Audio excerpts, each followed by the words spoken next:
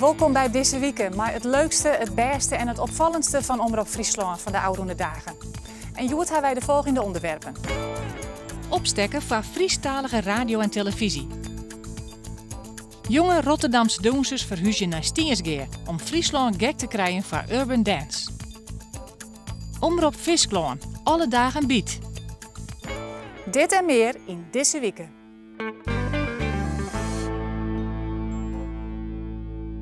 Een volwaardig aanbod van Frieske radio en televisie moet verankerd worden in de mediawet. Dat staat in een rapport van de commissie Hoekstra dat van de media in Den Haag onbeen is, om staatssecretaris Dekker. Nevens de commissie Hoekstra vreeg de bijzondere positie van de Frieske taal ek om bijzonder beleid. Uitgangspunten van dat beleid binnen nevens de commissie een volwaardig programma-aanbod in de Frieske taal en een eigen regiodekkende stuurder van de Friestalige programmering.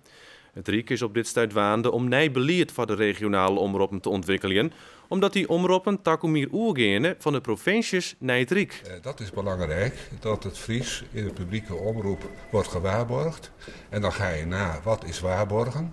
Wat betekent die bijzondere positie ten opzichte van het Nederlands is gelijk in de provincie Friesland? Wat betekent dat? Een pluriform, breed aangeboden programma in de publieke omroep. De vraag is of je niet kunt bezuinigen en een goed aanbod kunt behouden. Volgens mij hoeven die dingen elkaar niet onmiddellijk te bijten. De directie van Omroep Friesland zucht de bevindings van het rapport als een opstekker. Er wordt op dit stuit een soort discussie gevoerd om de regionale omroepen opgaan te letten in een landelijk venster op bijgelijks Nederland 3. Er gaat het voeroer van de provincie naar het Rijk. Maar met de conclusies van de commissie Hoekstra wordt duidelijk dat voor Omroep Friesland mogelijk een uitzondering maken werken moet. Het allerwichtigste is dat hij begint, Hoekstra, om te zeggen in zijn rapport dat het Friesk echt erkenning verdient en dat er echt een volwassen mediabedrijf bij moet. Nou, en dat is de omroep. Ik denk wel dat het regering net omheen kent. Dit is net zomaar even een advies. Het vorige kabinet het is een commissie in het leven roepen. Dus ze moeten er echt wat mee. En wij zullen nou met de staatssecretaris importeren om te zien hoe moet dat dan financierd worden. Op de dag dat de bevindings van de commissie Hoekstra in Den Haag bekend maken binnen, is het personeel van Omroep Friesland op een hichte gebracht van de plan voor een flinke ingreep in de programmering op de regionale stuurder. Vanwege bezuinigings is dat nevens directie en haatredactie noodzakelijk. Van eind september al zullen gruttal titels als Bopperslag, K-route, Clipcar en Neet op Vreed verdwijnen. Ook op de radio verdwijnen verskate omroepprogramma's. Als apart programma gaat dat eruit. Dat betekent net dat we niks meer om sport of cultuur of muziek doen. Sterker nog, er komt een magazine farm in de tweede jaloeren vanaf september, eind september. En eigenlijk bezieken we om volle meer sport, volle meer cultuur, maar net meer op één programma, maar trouw de hele week heen. Dus het gaat net om de titels, maar het gaat om steeds maar de inhoud ervan. En dat willen we juist doorheen houden via deze nieuwe programmering. En nog meer media-nieuws. De Louter Kranten en het Fries Dagblad binnen van Joert al Maarskranten. Ze willen hopen om kosten te besparen. Maar wennen is het vanzelfs wel. De journalisten hebben een oren deadline. De lezers kunnen bij het Maarsbrugje de kranten al lezen. En de bezorgers die moeten bediend van bij het al. Dini Veenstra uit Wergeer had een bennenwijn vol Louter Kranten. Ze bezorgen altijd al de Telegraaf Maars betiet. Nou krijgt ze de Frieske kranten direct nog bij. Ze zetten wekken ten over wat jedder, maar je er net rouwig om. Nou, dat je verder de hele dag weer vrij bent. Hè? En het is lekker rustig, dus het schiet ook lekker op. Ook voor de lezers is het oors als oors. Nou, ik moet altijd 's ochtends vroeg weg. Om 7 uur ben ik al meestal met de auto richting het oosten. En eigenlijk heb ik niet zoveel aan die ochtendkant. Dus eigenlijk vind ik het wel jammer dat ik 's avonds niet vers nieuws in de bus vind. Op de redactie van de Louter Kranten zou het oors op een maand een drokte van belang wezen. Ze correct voor de deadline, maar het is nou haast uitstonden. De deadline is van nou aan nachts. Alle titels voor een Maarsbrugje dat je het speciaal organiseren is. Wij moeten ons nieuws toch overdag halen. En we beginnen misschien ietsje later. En nu heb je de hele avond de tijd om je nieuws binnen te halen. En bij de middagkrant kon je 's ochtends nog snel eventjes je laatste nieuws scoren. En dat verschuift nu naar de avond. Dat een gemeente die bot uitrint of er begint om 11 uur een hoes te baan of zo. Dan is het meer op het horloge te zien. Want over het algemeen wie het zou ik gewoon moes hele lette gemeenteraden. Of dingen die naast gebeurd zijn, dan komen we nog heel nog goed uitzieken. En nou is het meer op, dat is meer op haren en snaren. Maar goed, dat gebeurde dat moes vaak. Van kunnen we dit nog meenemen of niet? Waarom ben je omgegaan naar Moeaskranten? Om te beginnen kunnen we de kranten nou nachts drukken. Te jaren met Dagblad van het Noorden. Dat maakt het productieproces goedkoper. De kranten wordt nu bezwaargen met de Telegraaf. Dus we voorzien yield met de distributie.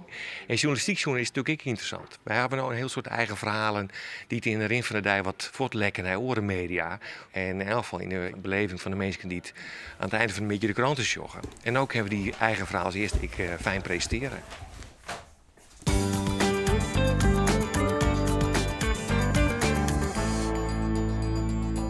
Het nieuws en ik orenzaken hoe de omroep kun je ik vinden op Facebook. Zoek dan op Facebook/omroep.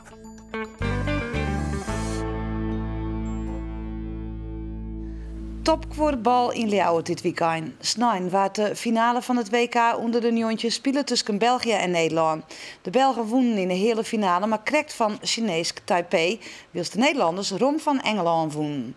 Nederland, maar Jetse de Jong uit Oudegeer Smellingeland in de basis, wie dan ik favoriet. En Nederland hier het dreigt in de Belgen. Al komen ze hier na een aantal minuten spelen op een voorsprong. Door een afstandsschot van Jimin de Vries. 3-2. Maar België toont hem een hele goede strijdpartner. En de Belgen die binnen ek in de lietse kansjes heel toek. En komen hier op 6 gelijk terug Kobe Nijens. En voor het skoft, mij nog 2 tellen op een klok, zal het zelfs nog mooier worden voor de Belgen. Want het is Dimi Isenborgs die het in de zomer de 9-8 voorsprong voor België ondertekent. Onder tasje en eeg van de Marokkaanse delegatie zorgen ze dat de Belgen in die tweede helft die voorsprong een skoft volhouden kennen. Bij Kobe Nijens. Maar dan is het Nederland wat spiekers met koppen slaat en er komt volle meer vuur uit. Jetse de Jong, de Fries in het Nederlands team, tekent hier voor een verschil van 3 punten. En zorgt daarmee voor de uiteindelijke eindoorwinning van 16-14 in het voordeel dus van Nederland.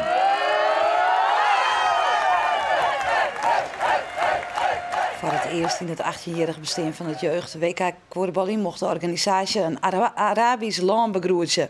Marokko had de primeur. Het Marokkaanse team kreeg onderdak bij mensen van LDODK op de Gediek. En waar traint troch Friesomutens André Kupers. We volgen de Marokkaan op de slotdag van haar jeugd-WK-debuut. Snijntemorgen 7 uur. Op een Gediek treffen we 2 Marokkaanse vrouwen bij haar gastgezin. Het is de slotdag van het WK onder Njontjen. Dat grote indruk maken had op het Marokkaanse team. Nou, het is een grote happening voor ze. Het is al je naai en ze beleven het. En ze worden er heel wurg van, want het is heel volle. Ze moeten vol sporten op een dag, de business went. Ze hadden heel week getraind van tevoren. Ze winnen eigenlijk al wurg voordat ze erom begon. Maar ja, ze genieten ervan en ze zijn heel dankbaar vooral voor alles wat ze hier mij zijn leren. Doet ze jaren dat topkoorballer André Kupers haar een burgerlierde zoer, wien ze uit de schroeven. It was great, actually. It feels good because first we didn't know who are the best players and who is the best, everything. So when they said that you are going to be trained by the best player in Holland, we were like, oh my God, this is going to be good. And it really went good. We had a lot of things from him. He gave us a lot of stuff. He taught us, we can say, a lot of things. So we thank him so much. Voor Marokko is het toernooi al voor een paar slagen. Voor het eerst in de historie werd er een overwinning boekt. In dit geval op China, met Alven Joggen. Op een slotdag mij ze nog 2 keer spelen. De wedstrijden binnen Tsjechië en Roemenië.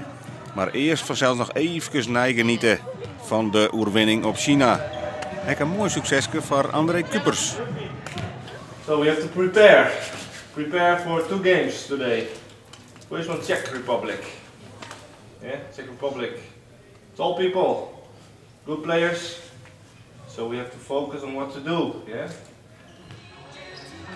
Het korfbal is pas een beetje bekend geworden in Marokko in 2010. Het stiert nog in de banners kwam dus. En het wordt nu promoot op scholen en universiteiten om jongelui om het korfbal in te krijgen. Een speciale stichting Korfbal Nederland-Marokko is dwaande om Takamir al uiteen te zetten met een competitie in Marokko. Korfbal en Marokko, heeft dat toekomst? Ja, je zou eerst gedacht, als iedereen zo de vraag stelde, zou zeggen, nou, hoezo Arabisch, islamitisch land, korfbal gemixt, dat begin je aan. Nou, dat heeft ooit iemand tegen mij ook gezegd. Toen zei ik, ja, alles kan van, dat zijn gewoon mensen namelijk. En mensen die staan open voor alles, en ook Marokkanen. Dus het heeft zeker grote toekomst. En Marokko kan weer omschijnen op een heel mooi debuut op dit eerste jeugd-WK hier in Ljouwert. Ze winnen haar laatste wedstrijd in Roemenië met 12 wedstrijden en eindigen uiteindelijk op een heel creërs 11e plak. Het is te hopen dat de competitie in Marokko uiteen zet, want ze willen graag nog sterker weer omkomen. Nou André, die debuut als bondscoach van Marokko. We kunnen nou zeggen, du hast in eerste toernooi draait. Ja. Ja, hoe is die bevallen? Ja, heel goed hè. Heel goed. Ja. En meer dan verwacht. Nu 11e op een WK. Nou, dat is fantastisch van de 16. Dat hadden we niet durven dromen eigenlijk. Takamir is je best een groot evenement. Is het dan mogelijk dat je West is als bondscoach? Ik hoop dat er dan gewoon een Marokkaanse bondscoach mee is. En misschien dat hij wat assistentie nodig heeft.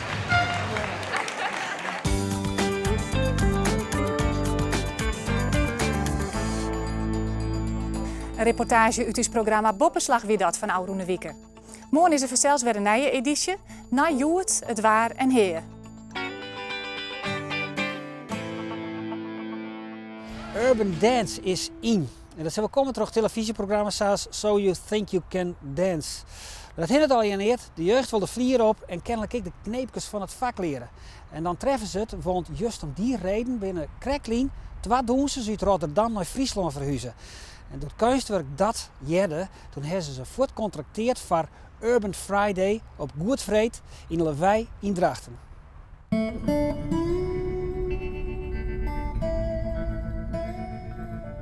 Ik vind wel dat jullie er veel voor over hebben hoor, om naar zo'n dorp te gaan in Friesland. Dat is toch wel een sacrifice? Klopt. Veel mensen zeggen het ook wanneer ze horen wat ons plan was en dat we ineens in Friesland wonen. Hè?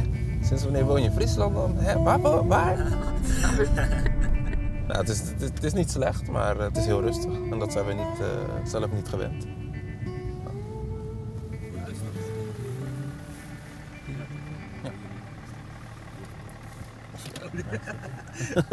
Stel je voor, zij is niet zo.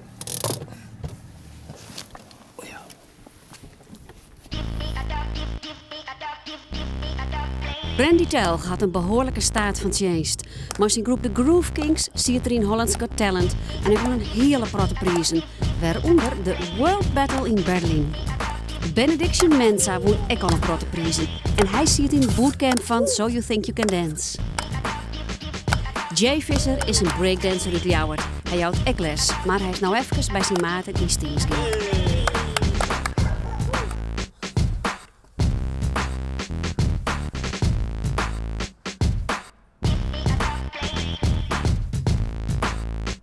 We run this. Is dat jullie business? Ja, klopt. Dat is een bedrijfje wat ik ben gestart in 2011. En dat is eigenlijk ontstaan uit de kleuren van mijn oude groep waar ik mee was begonnen, God Skills. En vanuit We Run This gaan we eigenlijk onze hele netwerk opbouwen met ook de stichting wat we daarnaast nog gaan doen. En de stichtingnaam dat is een hele leuke naam, Progress in Amateur Dance.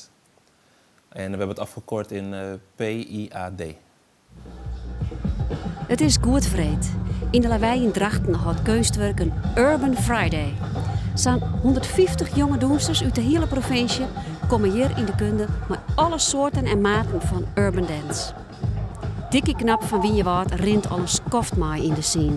Hij houdt een protteles op Squam, maar ook in de vezenis en in asielziekerscentra. Nou, wie ik in Stiersgeer bij Benediction en Randy. Ja, mijn collega's. Hoe komt het erbij om die twee hierheen te hebben? Nou, die jongens ken ik al langer en we hebben gewoon een klik samen. En, we wouden gewoon een betrouwbare team bij elkaar hebben, een hechte team. Dat mensen ook kunnen bouwen en vertrouwen op ons, met lesgeven, workshops en optredens natuurlijk. Dat je gewoon een leuke team om je heen hebt, ja. Hun kracht is dat ze gewoon heel goed kunnen dansen en heel goed mensen mee kunnen krijgen. En ook overal voorin zijn.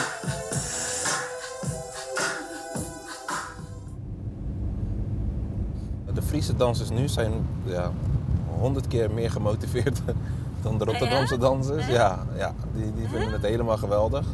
En het is allemaal nieuw voor hun. Dus ja, ik kan begrijpen dat ze er ook echt helemaal voor willen gaan. En in Rotterdam, dan heb je de echte fanatieke dansers. En dan heb je, laten we zo zeggen, die wat het al hebben en die denken ook van het is leuk, maar ga wel weer wat anders doen. Ga skateboarden of ga BMX'en of zo. Heeft je dat verrast? Ja, ik had niet verwacht dat dat ze zo gemotiveerd waren. 1, 2, 3, 4, groot, klein. En dat merkt Benediction Eck bij zijn breakdance workshop voor beginners en gevorderden. Ik zie dat ik heel veel energie geef en ik krijg het ook vooral terug. Daar ben ik heel erg blij mee. En ik zie dat iedereen aan het genieten is. Het lijkt wel of het iets nieuws is hier uitgekomen. Het is een heel toegankelijke stijl. Zoals je het al zegt, het komt van de straat. Dus het is een stijl, het zijn stijlen die gewoon opgepakt worden. Dat is gewoon, zit gewoon in het lijf, is niet gestileerd, is gewoon wat er in het lijf zit. Het is heel makkelijk begaanbaar voor mensen die nog helemaal geen ervaring met dansen hebben. Maar ja, ik zou denken, Rotterdam, daar moet toch veel meer werk voor jullie zijn? Ja, Rotterdam is wel veel meer werk, dat klopt ook. Alleen wij hadden gewoon zoiets van, wij willen ergens naartoe waar helemaal niks is. En waar je eigenlijk iets gewoon vanuit de hand gewoon net eigenlijk op kan zetten bijna. Je kan het bijna neerspijkeren zo. Alles wat onze ideeën wat we willen. En heel veel dingen wat in Rotterdam zijn, dat kunnen we natuurlijk weer naar hier brengen. En we kunnen de Rotterdammers weer naar hier toe brengen. Dus we hebben al hele leuke plannen eigenlijk wat we in de toekomst willen doen. En we hebben heel veel leuke contacten ontmoet. Kunstwerk, Atelier Magieu, Kunst & Co, Omar Smits, daar werken we nu samen mee. En met deze partijen hebben we al leuke ideeën wat we eigenlijk op kunnen gaan zetten voor de komende jaren. Dus wij zijn sowieso nog een paar dikke jaren hier. Dus ik denk niet eens dat wij meer verhuizen. Als je aan mij vraagt wat is urban, dan is dat iets wat dicht bij je eigen hart ligt. In urban, als ik urban dansers zie, dan zie ik mensen die met passie hun lijf inzetten om te laten zien wat ze willen in beweging. Als dat ene jost, dan is het wel bij het rondje freestyle dat Benediction zijn les mij afsluit. Hartstikke leuk. Toch besloeg mij bij deze dag de volgende vraag. Urban is ontstaan op straat. Hoort het niet eigenlijk ook gewoon op straat? Urban, of het op straat hoort? Ja. Nou, op zich, hoe kan ik het uitleggen? Voor mij is... als ik...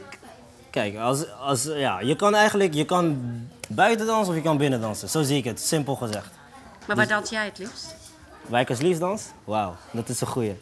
Ik dans het liefst eigenlijk waar het sfeer heel erg goed is. En dat kind dus wijzen in een renommeerde cultuurtempel of gewoon op straten in Steensgeer.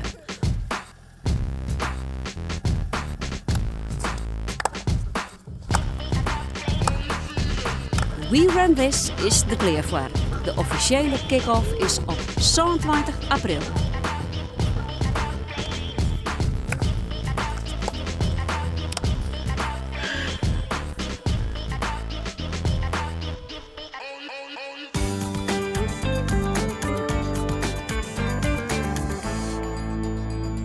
Nijs, sport, cultuur, het zit al jaar weer in deze weken. Nou verder maar het leukste van hier.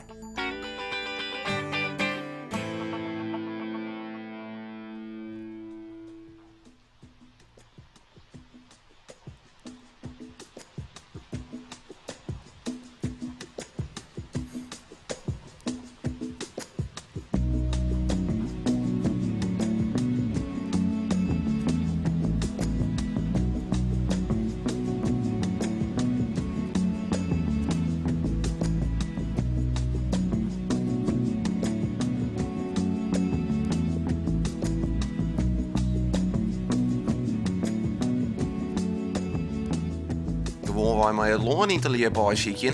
Maar hier stappen ze gewoon in de tuin om. Ja, dit is een trieste zaak van hier, hè. Dit is... Ja, je zonder hem goorlijk kennen. Het is... 1 twaalf bendeboeten. En dan liepen die... hun krijgt neem ook en geen fretten meer krijgen. Het is door de hudde wien verschoren uitdroegen. Door de frost is het hut worden. Dus de warme zit het dieper. Ja, dan in de tuin daar schijnt de zinnen dan. In een leiden. Dan bedoelt de grond een beetje zacht en dan kun je nog wat fijner. Maar ze hier net thuis.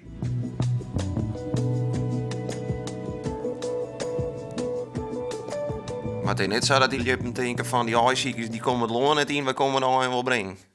Nee, dat leer ook net. Het zou wel een unieke staaltje wezen. Dat je huis op een moment dat je hier op neer zit, streken smieten. En dat je het hier uit hier werken. Nee, dat zou net gebeuren. Ja, dat wil het de ijsziekers wel heel makkelijk maken. Ja, dan worden we er geen aardigheid meer aan.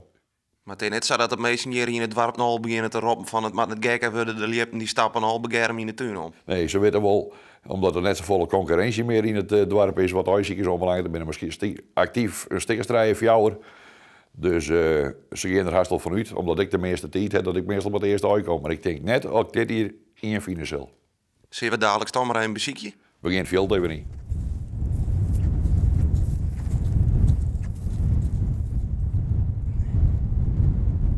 Verleden week zit je zo'n 4-5 span liep. En daar weer een peer bij die winter echt dicht ontdaan. Onderleg. En als je nou sjost, het is lieke keel als een luus. Zuiterige boel. Ja, de groene is bonkenhut. En daar liepen men uit nooit. Misschien over erin oprennen dat we nog 1 of 2 opkomen, jongen. Dat zou wel mooi worden. Juist er weer helemaal niet meer. Maar ze zitten dan ook bij mensen in de tuin? Ze zitten ook bij mensen in de tuin, ja. En op sportvelden, dat is net een filmpje. Nou, dat geven we al muziekje in. Oké.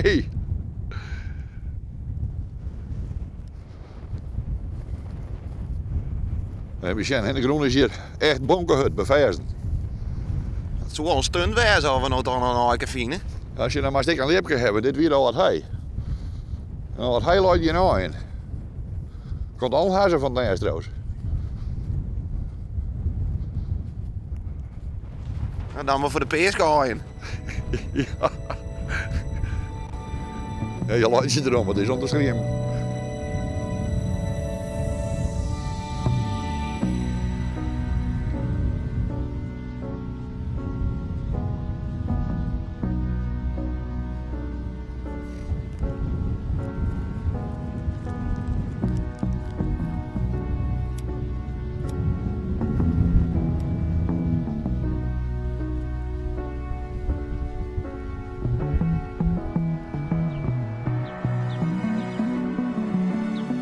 Dan zie je zuster, waar je hier wel wapper wat dipjes om. En natuurlijk, het moest net kennen dat ze op een sportveld in het dorp zitten. Daar zit nog 1, daar zit 2, daar zit nog een stukje zwart. Dan vliegen ze voort.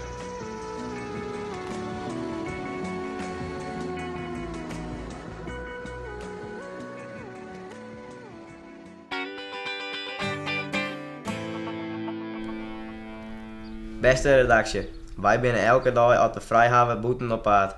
Net om te voetballen of zo wat. Nee, wij binnen om te visken. We vinden het echt het mooiste wat er is. En nou vaak om een Frieslandsjoen te hebben, dachten wij bij onszelf, waarom is er net een visprogramma? En vanzelf wisten we wel dat dat net kan. Maar eigenlijk wat kan schelen. Wij vregen ons al, als we een visprogramma kunnen maken. Dus vandaar dat we dat vregen. Want als het net vreest, wordt het echt nooit wat. Ik hoop dat je hem uit je veld springen van dit idee. Laat het dus jaren. Nou jongens, dan doen we het toch? Best.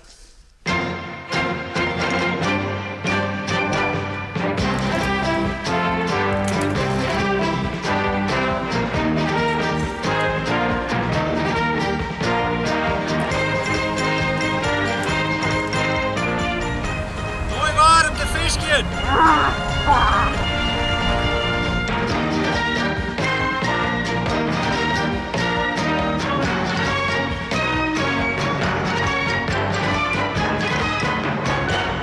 Nou, dit moet er maar net op. Dit is ik weer typisch. Goedemorgen en welkom bij Omroep Friesland. Omroep Friesland, alle dagen biedt. Omroep Friesland. Hey, nou Joram, wat gaan we doen?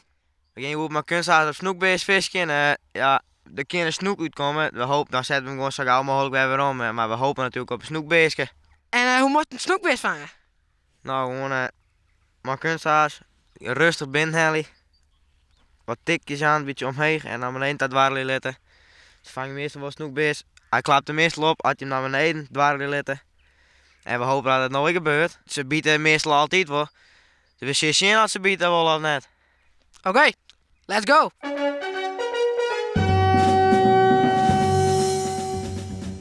En we vissen nog wat geen elke dag.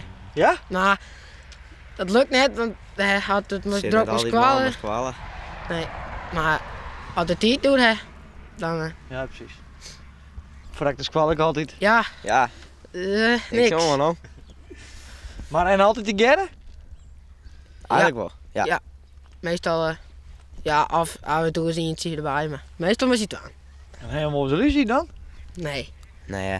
Nee, het valt mooi. Nou, ik zit wel eens op mijn oud in je molina had er een vis en ik net, maar... Ja, op het begin vond ik zo hier en toen vond hij niks. Nee, de eerste paar weken hier hij alles en ik niks, maar dan hier en nu heeft hij alles. Jou, dus, en nu heeft hij alles.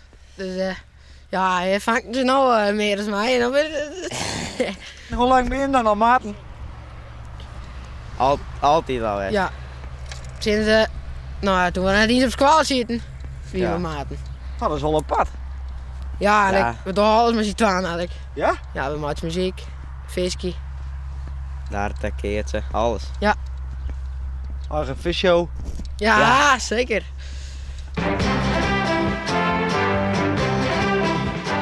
Nou Joram, hoe ging het? Nou ja, voor de verhoring weer net zo goed. Niks van, jammer genoeg. Maar ja, dat is visking en we hopen dat we een andere keer woord vangen. Het is jammer, je hoort niks van. Maar mooi te zien. Tot de volgende keer bij Omroep Friesland. En dat wie het alweer. Uw oersjug van de beste reportages van de Oude Wieken. Na wieken ben we er weer. Heel graag. En dan